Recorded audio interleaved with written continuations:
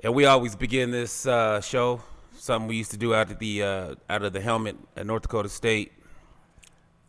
RJ, it's showtime. Hey, I'm with it. I'm with it. I'm with it.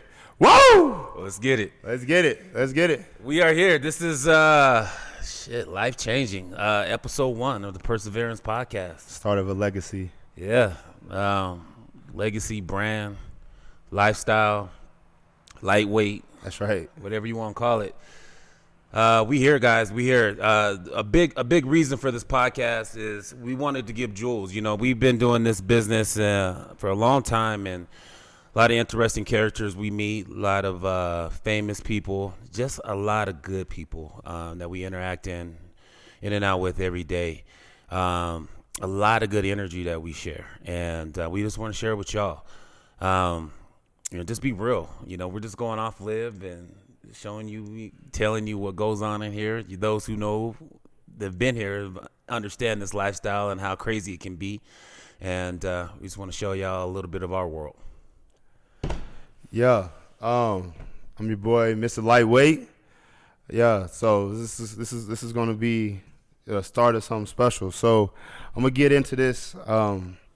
For everybody that doesn't know, this is the Courtney Samuel. So you can look him up, Google him. But we're gonna do get in a background about you, Court. So let's do it. A lot of people may or may not know, but you played football. You go into that a little bit, your football journey. My football journey. Where does that start? So, my football journey actually began 6th grade. 6th grade was my first time playing football. Yeah. The Lowry Wildcats. Lowry Wildcats. And wonder if they're still around. Shout out to them. I don't think so. It's kind of crazy. Dude, I played guard. Oh. I had no idea how to put my pads in my pants. I had the big ass foam things that went over your hands because my mama didn't want me to get hurt.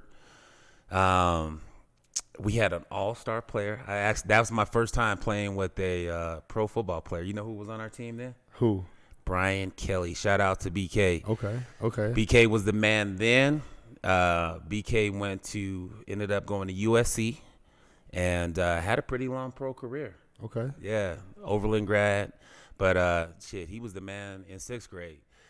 I myself was finding my athletic ability, which I had none of. Oh, okay. Oh, no, let's get into that. Because when you're young and you kind of suck and the coach don't know where to put you, where does he put you? Yeah, he put you on the line. On the line. Yes. On the line. I was an offensive guard, probably the littlest offensive guard in history, but I had zero athletic ability, and he put me on the line. And I think that was my only year of playing football because I got my ass whooped and didn't play again until I got into high school. Okay. All right. That's where it started. Hey, but no, going into like your college, so you took, getting a little bit bigger and getting right a little bit. How'd that go? So I try to tell people, and I tell my sons this to the day, I tell anybody, it doesn't matter where you start, it's where you finish. And I'm a big believer of that in life because a lot of athletes are blessed naturally. It just comes natural, and they start off early. They're the one or two guys that are always the players or the man on the team. My story is completely different. My parents were big into education and instruments. So I grew up playing the saxophone I started playing the saxophone. Hold on. You say you was playing the saxophone? I was nice too, bro. Oh. I could have been the next Kenny G. Oh, you was doing it like that? I was nice with it. Okay. But that's, my dad was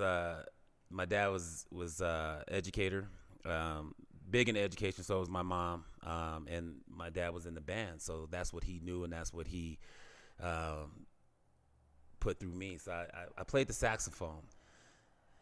Do you want to go into the story why I stopped playing the saxophone? Yes, absolutely. So long story short, played the saxophone. And anybody who's carried a saxophone, them cases are huge, and they're heavy. Let me take my glasses off because it's been one of them days.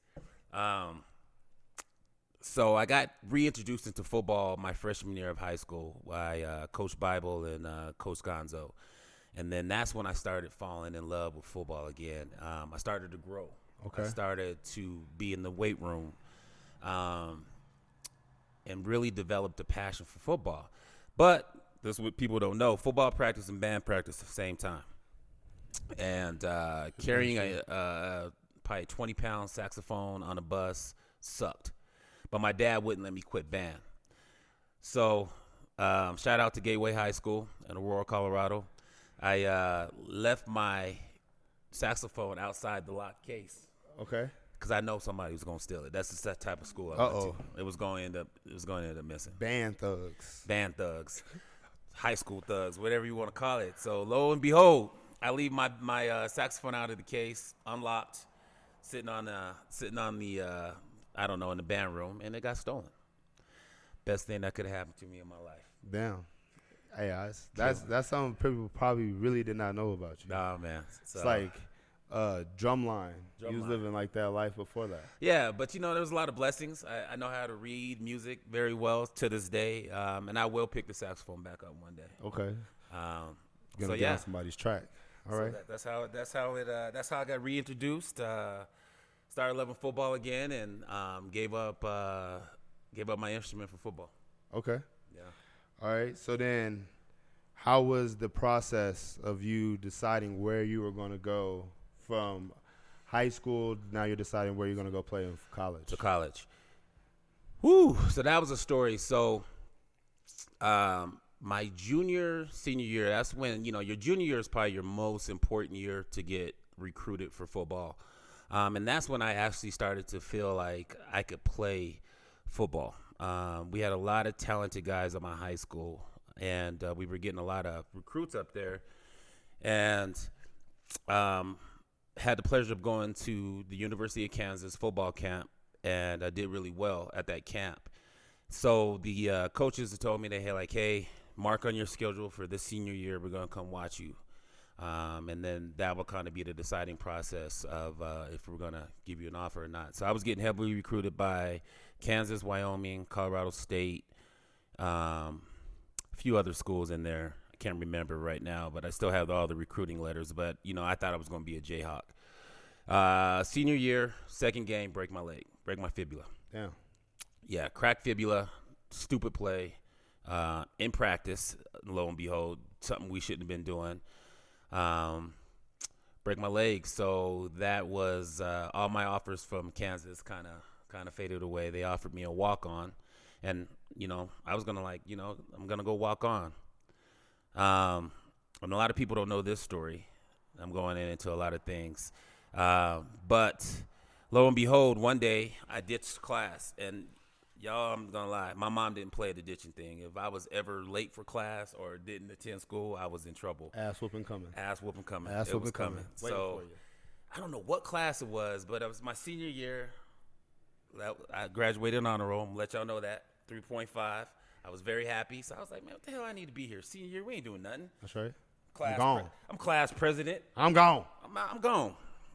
Walking through the hall, ran into Coach Prince. Shout out to Coach Prince.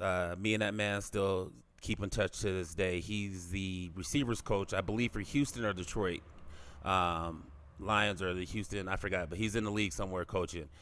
And walking down the hall, he's out recruiting a couple players from our senior year. And he said, hey, aren't you Courtney Samuel? And I was like, yeah. He's like, I heard a lot about you.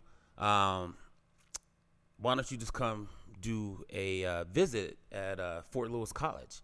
He's like, I got your boy Seneca, a couple other cats from Overland, a couple cats from Cherry Creek, and I want to bring you guys all up on a recruiting weekend. And, man, we had fun that weekend. Okay, yeah, that's the next thing I was going to say. We had you fun. saying these trips, I'm like, well, which one was the best? Which official visit did you have the most fun? That was my only visit. Oh, okay. That was my only official visit was Fort Lewis College. And the reason being, I was still doubting my football abilities at that time. Okay. A lot of the major D1 schools had offered me walk-on roles, and I was trying to save some money. I feel that. That's just real talk. I was trying to get to college for free. And Fort Lewis was throwing the most money out. And I was like, Fort Lewis it is. So I went up there and played ball with my boys Seneca, Bo Montgomery, Peter Davis, a few other cats. But that's how I ended up at Fort Lewis College. Okay. But there's a twist to that. Yes. an even bigger twist in how I became a Bison. So, Fort Lewis College. So now we're through the high school thing. I'm at Fort Lewis College. Coach Bradley. Coach Bradley's our defensive coordinator, Gus Bradley. By far, probably the second most impactful coach that ever hit me. My first one was Coach Gonzo. Coach Gonzo was my high school coach and my strength coach and my defensive coordinator. That man showed me how to live in the weight room, showed me a couple other values of life. Just a great guy. Then I was blessed to meet Coach Bradley. So Coach Bradley, Gus Bradley, he's still coaching right now. He was one time head coach for Jacksonville. Been defensive coordinators for the Raiders. I think he's head defensive coordinator for Indianapolis right now.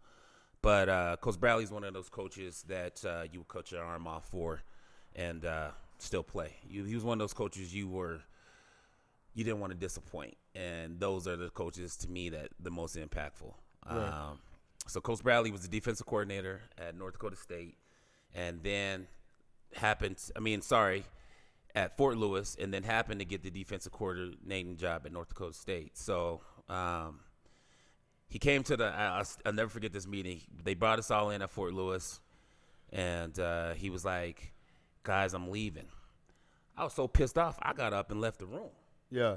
I was like, man, I came here for you. You the guy. You where your Coach ass Prince. going? Yeah, where you going? We supposed to be building something up here at the school. And he brought me in his office, and he was like, Court, it's not like that. I want to talk to you about a few things, probably some things I shouldn't be mentioning because I'm pretty sure they break NCAA rules. But hey, NCAA's different now. You ain't in college. Yeah, and that shit was 20 years ago. Yeah, so. It's different. It's different now. He brought me in. He said, I want you to go with me. And he's like, North and for y'all don't know, back then North Dakota State was the D2 program, and by the way, they still the program. They didn't lose. Fargo, North Dakota, it's cold as shit up there. Just a different lifestyle, but they are about that life for football. And he's like, you can come up here. We're going to offer you some money, and I think you could really play. And that's how I ended up at North Dakota State. Okay. Yeah. So there at North Dakota, all right, what would you say was some of your biggest challenges, from coming to Denver, going to Fort Lewis, and then now you're going down there. So, what was some of your biggest challenges, not only on the field, but, adjusting out there? So, biggest challenge, you coming from Aurora, Colorado, very diverse state, very diverse school, right? Okay. I had blacks, Hispanics, whites, Asians. We had a very big melting pot in Aurora. Then going to Fargo, North Dakota. There's not a black population there. There is, at that time, probably 7 black kids on the whole team. No Hispanic kids, no Asian kids. It was white and 7 black kids. Big culture shock, but I was cool. I knew how to adjust, right? And I made the most of it, and it was the time of my life. So that was one of the big shock. Shock 2 was just living up to that level of expectation. It was just a different level of football. And at this time, I'm still growing. Okay. When I say I was a late bloomer, I was a late bloomer. I graduated high school at 155 pounds. I came back my freshman or sophomore year of college. I think I grew 4 inches. So at this time, I'm 6 foot, 6'1", 205. Okay, they should have tested your ass. They were like, he's on roids. Yeah. Well, there's no way his ass grows that big. In honest truth, my sister, I came back and I was washing my mom's car one day, first day of summer. So I'm back from school. My sister walks right past me. Didn't even recognize us. Goes in and talks to my mom and said, "Did you hire somebody to wash the cars?" Didn't even recognize me. Somebody trying to steal a car out front. So, let's put this out. I am a drug-free athlete. I've always been drug-free my whole life. 2-time natural pro drug-free bodybuilder. That's right. It was just hard work, man. And, I just finally grew. That's all I can say about it. I was a late bloomer, and I was still growing my junior and senior year. Damn. Yeah. See, a lot of people don't get that there. No. So now with that, with the flip side to that, what was like some of the most exciting or like most memorable moments that you had on the field, or on one like on the field most memorable, and then off the field? My on the field most memorable definitely would have to be my first interception. Was against UNC, Court McGuffey. And if you guys are any D2 pros or any D2 football experts, Pro McGuffey was quarterback UNC. He was the man. And there was a lot of shit talking before that game. And I'm a player that elevates after shit talk. You talk shit to me, it's on and cracking. I don't like playing against nice guys. That's what I'm saying. Who the hell? Let's get it going. Yeah. You know, I'm a motivator. I'm gonna talk about your mama. I'm gonna talk about your daddy. That's right. I'm gonna talk about how I was probably with your sister. Woo. And Woo. we gonna get it going. And that's just the type of competitor I am. I'm a fun competitor. We really getting again. Let's crack the drinks. Yeah. And that was my first. I still remember that play to this day. So that was my first interception against Court McGuffey. Shouts out to Court. We didn't like each other then, but we ended up liking each other. We played together in the Division II All-Star game and became pretty good friends. So shouts out to Court. So talking about interceptions, which was your favorite? Like when you felt that extra, I'm that guy type of interception. You know, that was one, but I really didn't feel that I was that guy until probably the end of my junior season. And that's why I didn't realize. At the time right then, my head coach was Coach Babbage. And he came to me and, I'm seeing, in North Dakota State, we get a lot of guys out of that school that probably go pro every year. And he came to me and he was like, hey, man, these cats is coming to look for you. And I was like, what? He was like, yeah, you're getting a lot of interest, and we're going to be here for that. So that's kind of my junior years when I was like, oh, shit, I might really be able to play in the league. And that was never my dreams of going to the league. I'm not one of those kids who grew up wanting to play professional football. Never thought I was a good athlete, but I was always a hard worker and super competitive. Yeah, and I feel like that's the difference. A lot of people, they always be like, I'm going to the league, and they're so focused on going to the league where they lose sight of now. Like you still got these years and all these steps that you got to go through.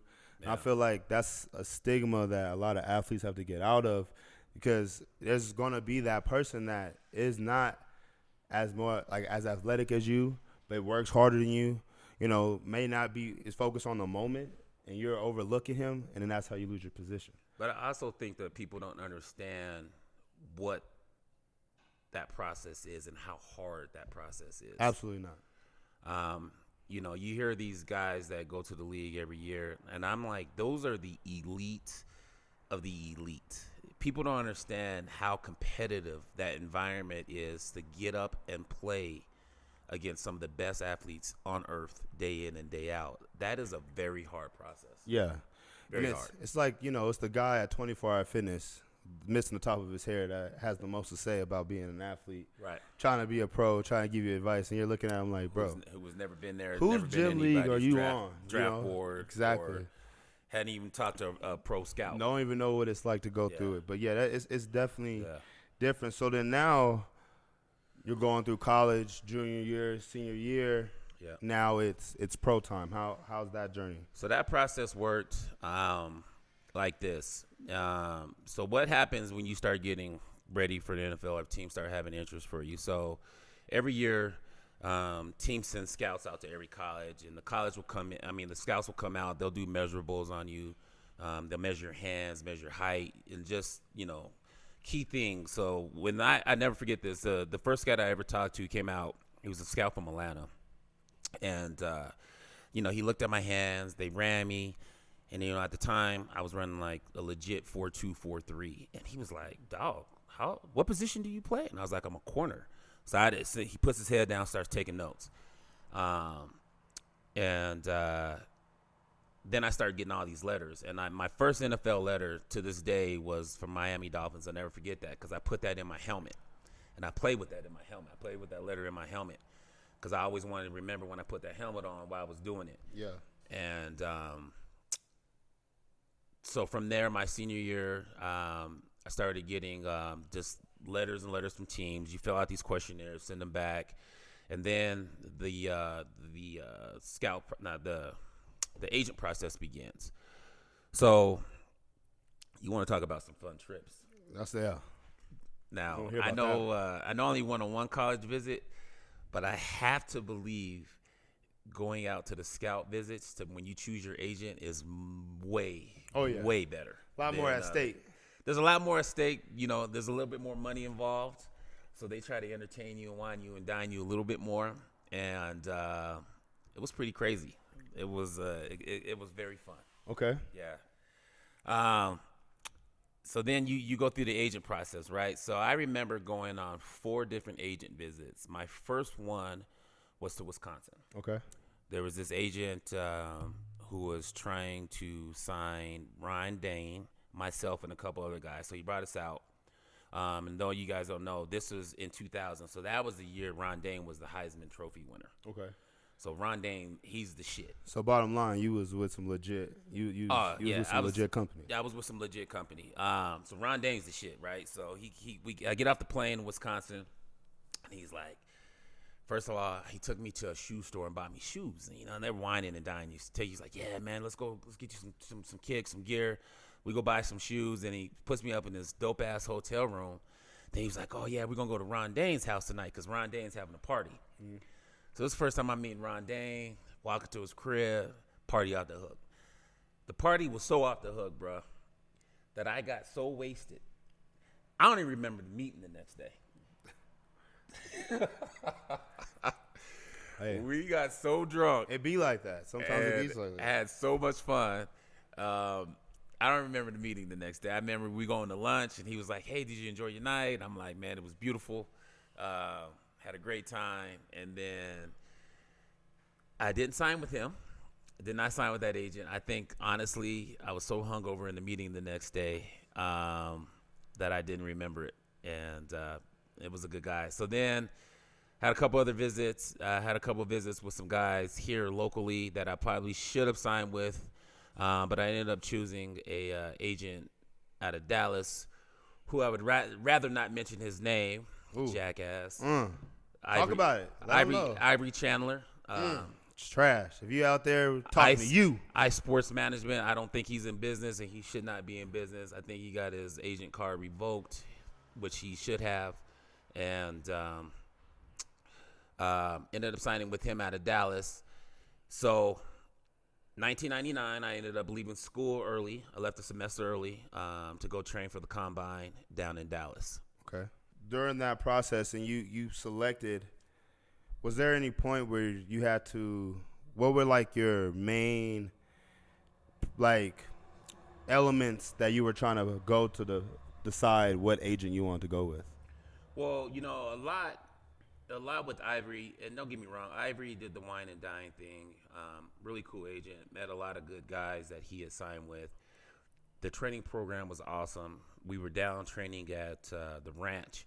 So the ranch is in Irving, and that's where the Cowboys train out of. So they had this setup called Fast Twitch. And I don't even know if Fast Twitch is still in existence, but it's just it was like 5 or 6 different machines that were there to help you build your fast twitch muscles. Crazy training. So the training was crazy good. Met some great athletes. A lot of guys that ended up getting drafted in the first round. And that's, you know, I think that training really made me understand how elite these guys were. Okay. Like, I was like, everybody I'm with is a baller. Everybody I'm with can run fast. Everybody that I'm with is strong.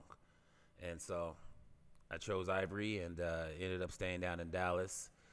The reason I speak so badly about this man is because he didn't handle his part. And what I mean by that, I feel like I worked my ass off. I was prepared. I was at peak physical condition, never missed a workout, never was late. And for a lot of you guys who don't know the process, you have a pro day, right? So your pro day is even more important than the combine. But your pro day is your day, is when the schools, the top teams come to your school and you test in front of them. And then that's where they really run their individual test. They want to do things that see if you're part of their system or how that works. So lo and behold, I go back to North Dakota State for my pro day with my agent. We have everything set up. You know, I got to rerun my 40, my 5, 10, 5. Got to go through all these DB tests. I'm ready, locked in, focused. Coaches are there. They're like, hey, we're expecting a good turnout. I was expecting the main teams that were looking at me, which lo and behold was the Broncos, right?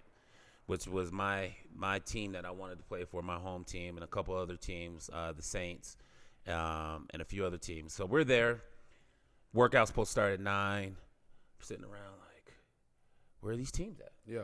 Where's everybody at? Nobody shows up.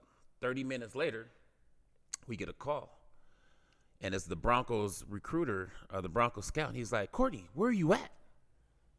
We're like, we waiting on you guys. What do you mean, where am I at? He was like, we're at South Dakota State waiting on you. Bro, what school did I go to? Goddamn. North Dakota State. Goddamn. This fool had put on the wire that my workout was at South Dakota State. So, right? So he looks at his paperwork, and we're sitting at a desk, and all I see is his head fall down like this. Damn fool. He need to get his ass whooped. Oh, he got fired. Yeah, that's something right there. You have. It's like when you look at somebody like, bro, you have one job. That one job. You have one job. One job. And your most important job was that day. Exactly. And you couldn't even remember the exact correct school that your client went to. The client that's going to pay you 3% of his contract. Yeah. You ain't about to get paid, brother. Dumbass. So he got fired on the way to the airport. My dad was enraged. He said, he did what? I remember walking to the airport. I'm on a cell phone. He said, he did what? I said, exactly, Dad. He said, put his ass on the phone. We fired him. Yeah. I feel like something like that is like, it's you've trained and you, especially like in your case, breaking your leg. You've gone to 2 different schools. Now you're getting things going. You're rolling, getting the name for yourself. Numbers is looking good. And everything's feeling right. And then it's crazy how one person can truly like ruin like a whole thing. Like that one decision. Yeah. Like you know what I'm saying? I feel like, man, like that's one of those things where it's like. But in hindsight, you look back on that, man. That's why we're here. That's true. That's perseverance. That was the bump in the road, and I kept the devil put a bump in the road and was like, you can turn back, you can keep moving forward. So everything happens for a reason. Okay. Everything happens for a reason. All right, so last thing football-wise before we go into the next side is, so now you make it in the pro realm. Mm-hmm. So how was, that pro part of your life? So with that experience, it ended up elevating to, so long story short, I didn't get drafted, right? We had this big draft party. At this time, I have a new agent. He's thinking that I'm going to be a later round draft pick, probably definitely second day, 4th, 5th, or 6th round, maybe even 7th. My mom throws me this party. I never forget. So we have a little cookout. She's super elated, happy. Yeah. And, I got emotional thinking about my mama. Hey, that's all right. That's all right. It's a good moment.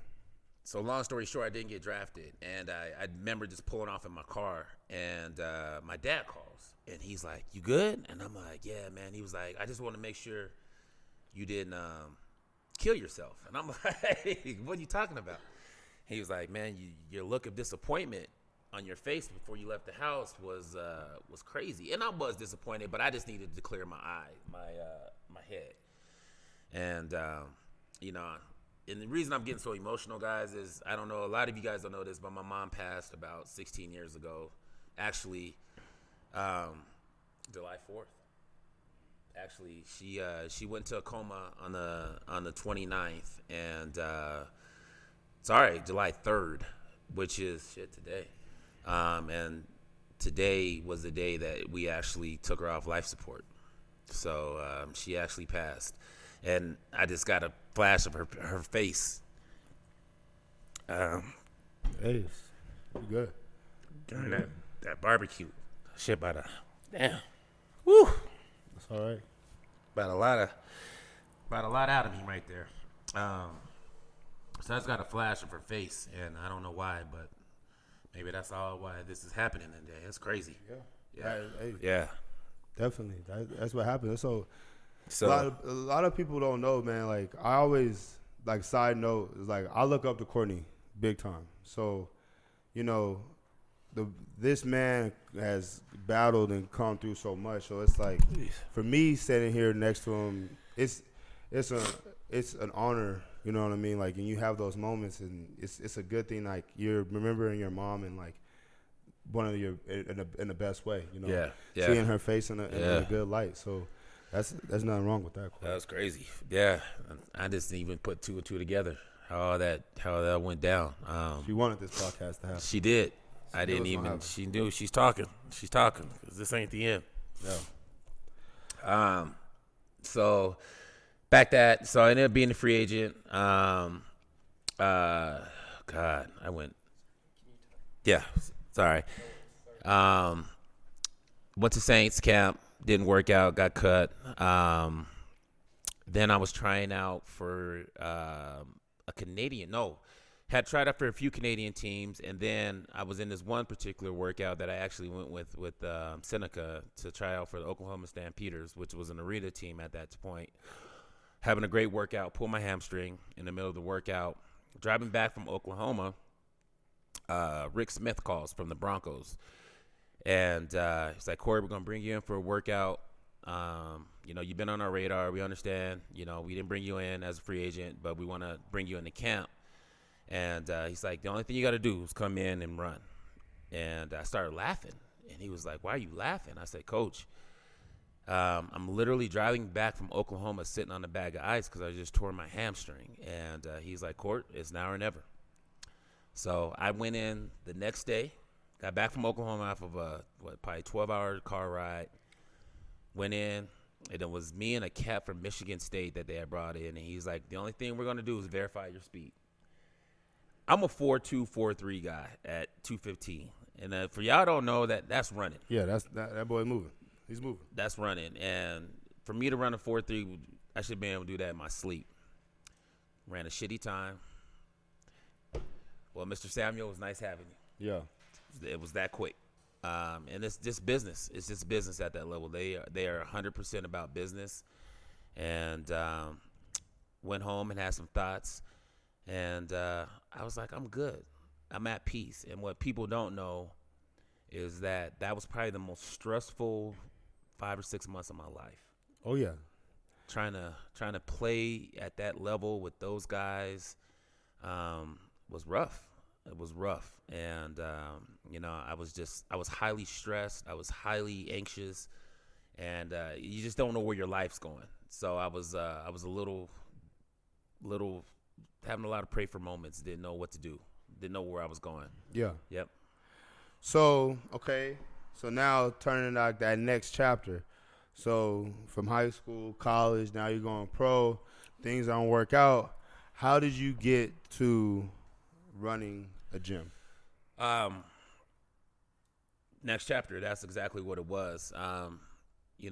As I told you, my parents were big into education. So I had a degree in computer science, which a lot of people don't know.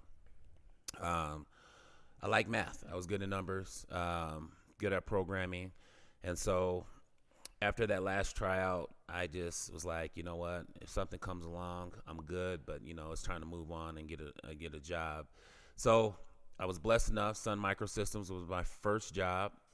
Came in making decent money as a software engineer. So that's how I started off. I was a storage network engineer. Okay. Yeah, disaster recovery specialist. Big ass computer tech guy. Big ass computer tech, 215 pound, 6'1", tatted dude. Yeah. Working with a whole bunch of nerds. Yeah, they was nervous as hell. Yes, sir, Courtney, sir. I was the odd. Yes, sir, Courtney, sir. I was very odd. Yes, sir, Courtney, sir. I was very odd.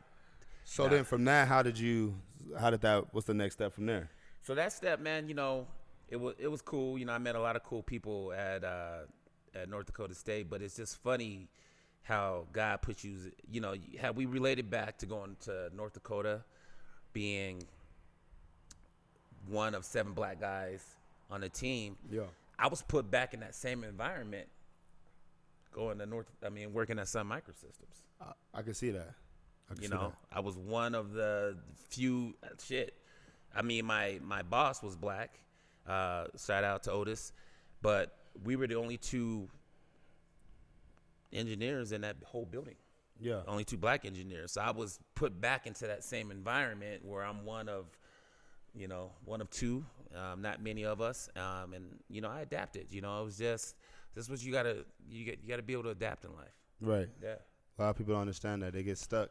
They get stagnant. They don't know how to maneuver and finesse. Keep it moving. Non-finessers is what we're gonna call y'all for now. So back to the gym, I guess. Yep.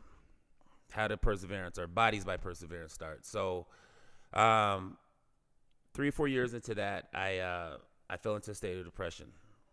And for me being depressed was I gained a whole bunch of weight, stopped working out, and lost my passion. Had no interest in computers. I think I was just living to live. I just wanted to go to job, do the very minimal to get paid, and just to lay under the radar. And I sat back looking out of my office one day, and I was like, I can't live the rest of my life like this. Yeah. I was drinking every night, just doing stupid stuff. And I was like, I can't live the rest of my life like this. And I was like, what do I want to do? And what have I done for most of my life? And I was like, train people. Yeah. I'm an athlete. I know how to work the body. I played at the highest level. Why not open up a gym? Right. That's exactly how I started. Just to go back real quick, that's big that, a lot of people don't realize how big depression is.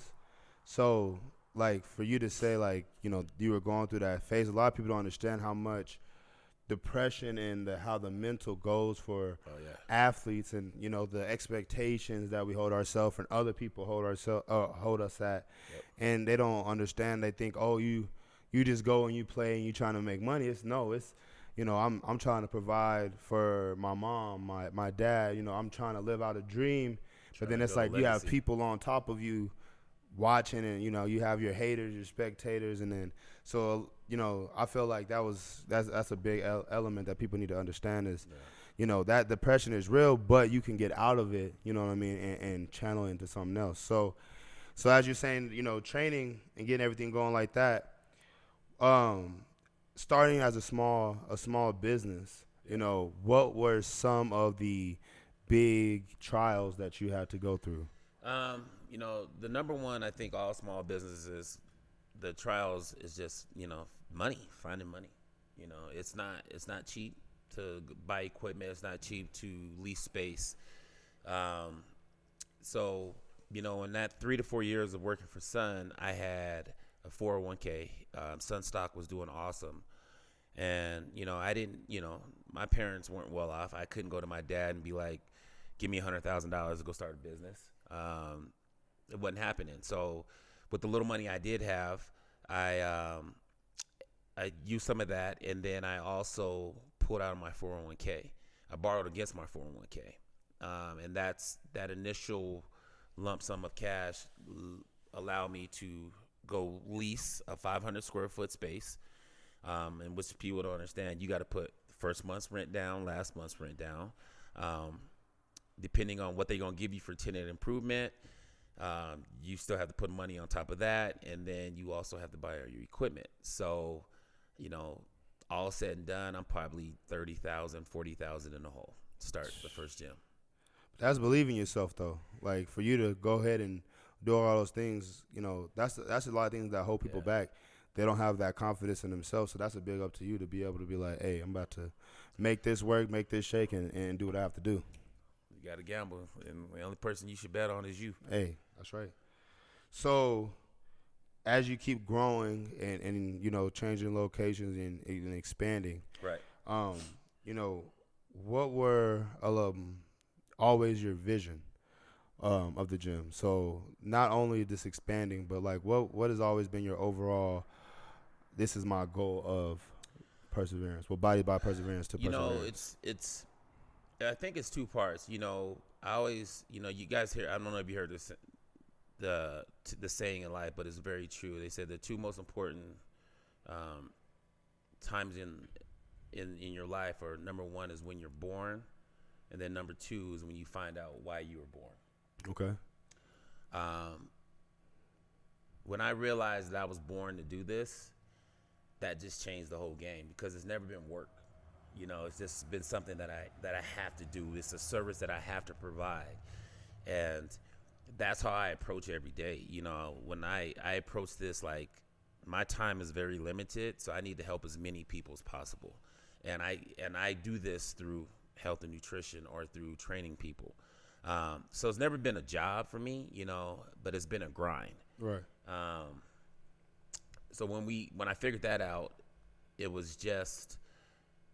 just flowed. I don't know how to say it. There's always bumps in the road, but that end vision, or what you have in that end vision is always going to be there. And, I don't think you asked me about my vision. My vision was, number one, to start a gym, but that vision keeps growing year by year by year. Evolving. Yeah. And that's the biggest thing, is a lot of people, they get to a certain peak, and then they were like, okay, I'm comfortable. I'm good here because I reached this goal. Mm-hmm. They don't know how to reaching one mountain, jumping to the next highest, Mm-hmm. So, I think that's a big thing that a lot of people just don't know how the growth of, Courtney, just you're growing up to football, to how you became a trainer, to now, from bodybuilding, now, having the gyms. So it's a big, testament of your perseverance throughout life. Yeah, it is perseverance. So last thing is family. So I know working here, so I've been coming here since I was in high school. Mm-hmm. So I definitely, consider us family. I believe that you've implemented family in the workplace, but to you, how important is family to you? Shouts out to my beautiful wife, Jen, my three babies, Maddox, Braxton, and Kendricks. My whys, as I say, my whys. Family is everything, and I think we show that here with the community and just how everybody is. RJ's like my little bro that I never had, because I was the little brother. Yeah, for sure.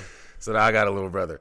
But it's just, when we had our first child, I think that just flipped something in me, man. And you'll soon experience this. Any day. Don't have this baby right now, babe. Don't have this baby today. Yeah. Well, not right now. Now I'm here. Yeah, a little bit later. A little bit later. When you hold that child in your arms for the first time, or when you see that child come out of your wife for the first time, dog, I cried.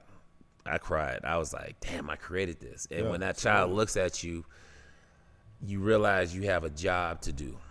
And I wish more parents took parenting serious and did all that they could for their children. And I feel like if there's one thing that my kids will never say about me, is that I didn't give them my all.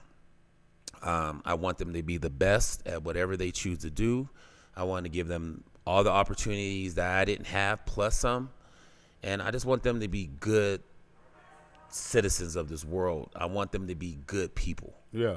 They all have very different personalities. They're all very, I hope, well-mannered kids. But I just want them to have an experience. I want them to live life.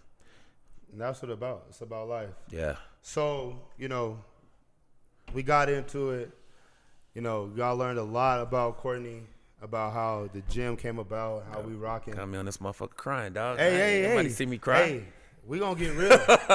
This podcast, we gonna get real. We're gonna talk about the life, the hidden gems, you know what I mean, and our fitness. Health is wealth.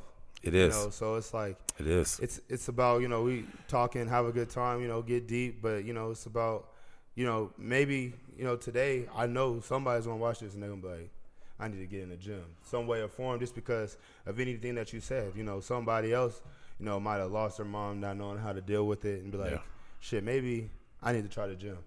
So, that's what this podcast is going to be about. So, you know what I mean? It's your boy, Mr. Lightweight. It's that guy, Hey. Mr. CEO, Mr. Shit. I got to come up with a new name. You got go ahead, list them off. Do some AKAs. Yeah, AKA Court Dog, AKA Slap Your Baby's Mama. Hey. Oh my God, Slap Your Baby's Mama. Hey, AKA Mr. Perseverance. That's right. This AKA doing it good. So we just out here to enlighten, give you guys some flowers. Just trying to have you build a better life. And, shit, man, be better people. That's right. Love your neighbor as you love yourself. We be a much better world. That's right. Perseverance.